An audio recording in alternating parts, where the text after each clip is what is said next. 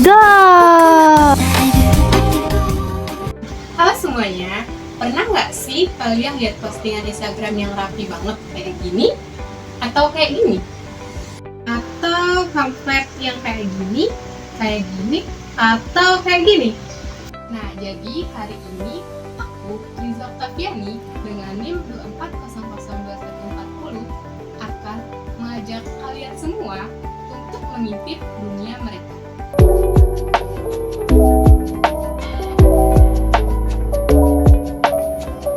Dunia yang kerjaannya diam-diam, tapi hasilnya kelihatan. Coba kalian bayangin, ada satu sekolah yang aktif banget, kegiatannya ramai, prestasi muridnya keren-keren, gurunya sportif, tapi nggak ada orang luar yang tahu. Karena apa? Karena tidak ada orang yang memberitahu. Oleh sebab itulah, PR dibutuhkan. Secara umum, PR itu pekerjaan yang ngurusin gimana sebuah organisasi dapat dilihat oleh publik. Kalau misalkan di perusahaan itu, mereka yang mengatur komunikasi dengan publik, bikin suatu siaran pers, sampai menjaga reputasi perusahaan agar tetap kelihatan baik oleh masyarakat. Nah, jadi konsep sama itu berlaku di sekolah. PR di sekolah itu merupakan bagian yang mengatur di mana sekolah dilihat oleh seperti masyarakat, orang tua, calon peserta didik baru, atau bahkan dari instansi pemerintah. Mereka lah yang membuat informasi seperti platform, media sosial, ataupun berita lain. Tapi PR di sekolah itu bukan hanya satu jabatan. Kadang ada guru yang merangkap sebagai humas, kadang dibantu oleh tim OSIS, atau bahkan dibantu oleh siswa yang mempunyai kemampuan mengedit video, menulis, ataupun mendesain. Siapapun yang berperan menyampaikan informasi kepada dunia luar, itulah yang disebut sebagai PR. Jadi intinya tuh PR dapat dikatakan sebagai jembatan, yang dimana mereka bukan hanya sekedar menjadi tukang foto, tapi mereka yang menyampaikan informasi kepada dunia luar, yang dimana bertujuan untuk menjadikan sekolah tersebut aktif, kreatif, dan dapat dijadikan pilihan.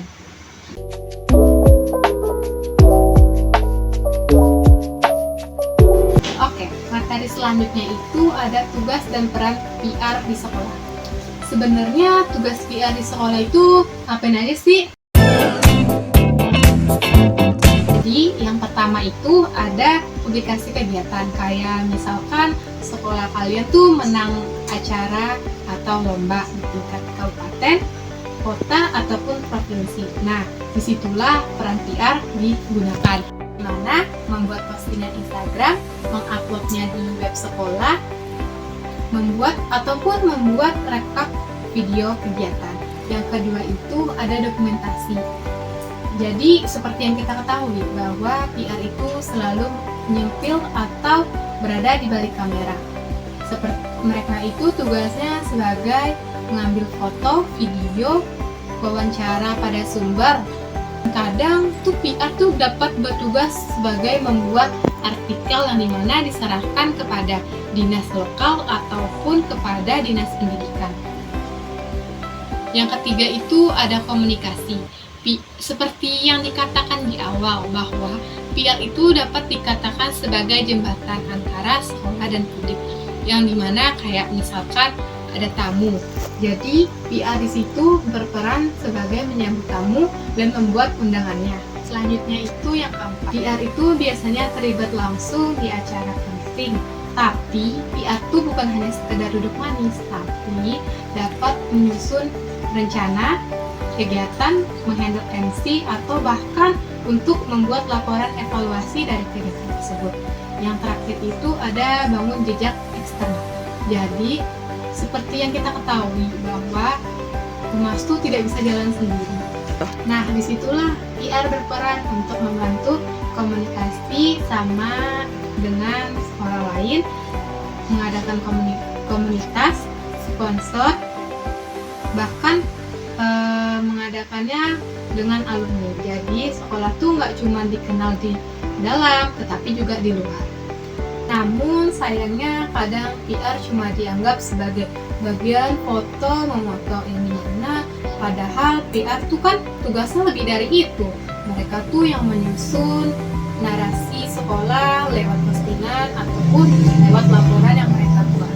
Jadi kalau misalkan ada kalian melihat suatu postingan Instagram mengenai sekolah, jadi kalau misalkan kalian melihat postingan Instagram yang keren banget, coba kalian pikirkan siapa yang dibalik postingan tersebut. Mungkin mereka yang dibalik layar tersebut dampaknya bisa sampai kemana-mana loh.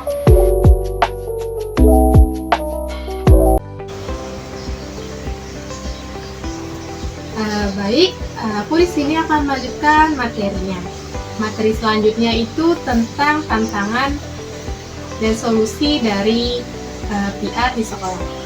Kalau misalkan kita ngomongin PR di sekolah tuh pasti kita kepikirannya PR tuh cuma tukang foto, tapi PR tuh kerjaannya lebih dari itu. Dan tugas PR tuh mempunyai tantangan yang banyak. Kayak yang pertama tuh belum adanya tim yang khusus. Tantangan yang pertama itu belum adanya tim PR yang khusus. Jadi di banyak sekolah PR itu belum dianggap sebagai keutamaan untuk di organisasi. Akhirnya cuma ada 1 atau 2 orang yang memegang urusan seperti dokumentasi, membuat laporan, publikasi. Kebayang nggak sih kalau misalkan dalam 1 minggu itu ada 3 acara? Pasti yang bekerja sebagai humas akan kewalahan. Yang kedua itu ada tantangan kurangnya pemahaman tentang pentingnya PR. Banyak sekolah yang belum sadar kalau reputasi sekolah tuh bisa dibangun atau jatuh kalau misalkan karena suatu komunikasi. Kadang PR baru dicari ketika menghadapi suatu masalah. Bila suatu acara berjalan dengan lancar, PR akan terlupakan. Tantangan lainnya itu ada minimnya skill digital. Jadi nggak banyak orang yang pandai mengedit video, membuat caption yang menarik, atau untuk mengambil angle foto yang benar. Tantangan lainnya adalah minimnya skill digital. Nggak banyak orang yang pandai mengedit video, membuat caption yang menarik, atau cara untuk mengambil angle foto yang benar. Apalagi di sekolah-sekolah yang akses ke pelatihan atau fasilitasnya yang belum memadai. Akibatnya itu informasi yang penting disampaikan akan kurang maksimal penyampaiannya. Tapi semua tantangan ini bisa dicapai. Caranya bagaimana? Jadi dimulai dari hal kecil, kayak misalkan sekolah bisa mulai dengan membuat latihan ringan seperti mengundang alumni, mengundang guru tik, atau bahkan dari teman-teman yang mempunyai kemampuan untuk mengedit ataupun membuat konten. Terus membuat tim bersama, kolaborasi antara OSIS. PR itu nggak harus jago semua hal, kayak misalkan ada yang jago menulis, itu dapat diletakkan dalam membuat laporan ataupun dalam membuat caption. Kayak misalkan itu orang tuh jago untuk memotret, dapat digunakan sebagai orang fotografi. Ada juga yang jago untuk mengedit video, dapat diletakkan untuk mengedit pada capcut. Jadi satu tim itu dapat bekerja sama dengan maksimal. Dan sekarang itu ada tools yang gratis yang bisa kita pakai, kayak misalkan Canva untuk mengedit cover, mengedit poster, dan capcut dapat digunakan sebagai untuk membuat satu video konten. Bahkan ada AI tools yang gratis seperti ChatGPT yang dimana digunakan untuk menyusun naskah atau membuat suatu ide konten.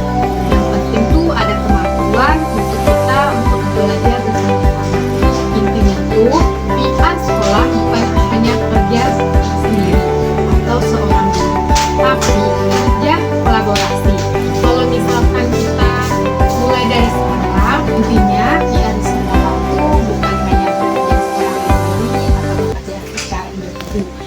Jadi intinya tuh PR di sekolah itu bukan kerja secara individu ataupun seorang diri, tapi kerja secara kolaboratif.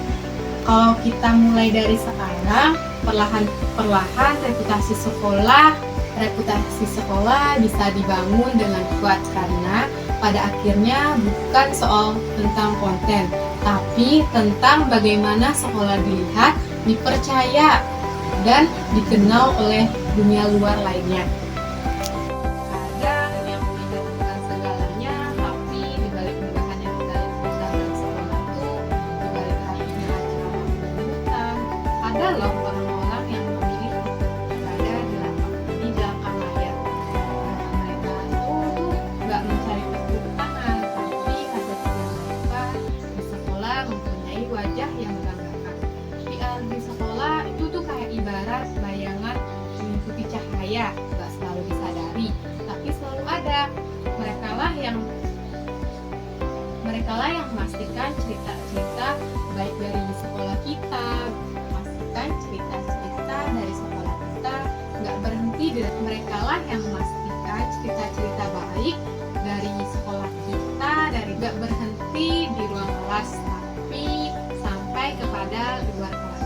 Jadi coba lain kali kita lihat postingan di media sosial sekolah, kayak misalkan ada acara yang sukses, jangan lupa kita lihat tim kecil yang bekerja dalam diam, penuh dedikasi. Mungkin bisa aja loh kita yang menjadi bagian dari mereka, karena jadi penjaga reputasi itu nggak harus berdiri di depan, karena yang diamlah yang paling lantang bicara.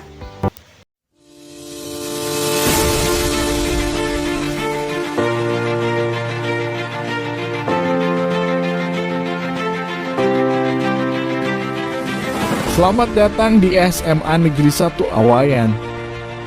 SMA Negeri 1 Awayan berdiri pada tanggal 2 Desember 2005 dan terletak pada Jalan Tunderkano 01 Desa Piait, Kecamatan Awayan.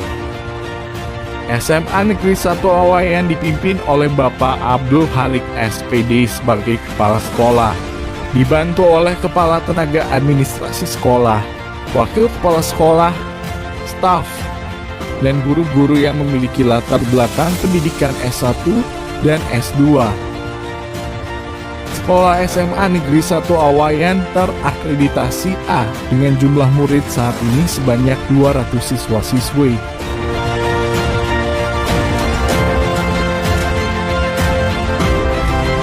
SMA Negeri 1 Awayan memiliki moto sekolah, yaitu bersinar, untuk mewujudkan lingkungan sekolah yang bersih, sehat, indah, agamis, dan ramah. Untuk itu visi dan misi sekolah SMA Negeri 1 Awayan yaitu visi mewujudkan sumber daya manusia berkualitas dalam iptek, berakhlak mulia, kreatif, terampil, mandiri, dan disiplin berdasarkan intak kepada Tuhan Yang Maha Esa serta peduli terhadap lingkungan. Dan misi membudayakan memulai dan mengakhiri pelajaran dengan berdoa, mengoptimalkan proses belajar mengajar, mengondisikan sekolah yang nyaman dan menyenangkan, membudayakan salam, tegur, dan senyum sesama warga sekolah, meningkatkan iptek dan keterampilan siswa melalui ekstrakurikuler, melaksanakan pembelajaran yang bertujuan pelestarian, pencegahan pencemaran dan kerusakan lingkungan.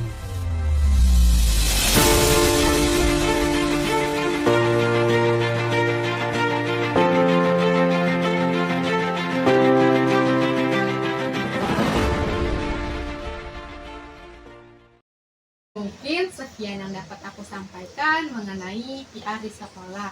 Aku Riza Oktaviani pamit undur diri. Bye-bye.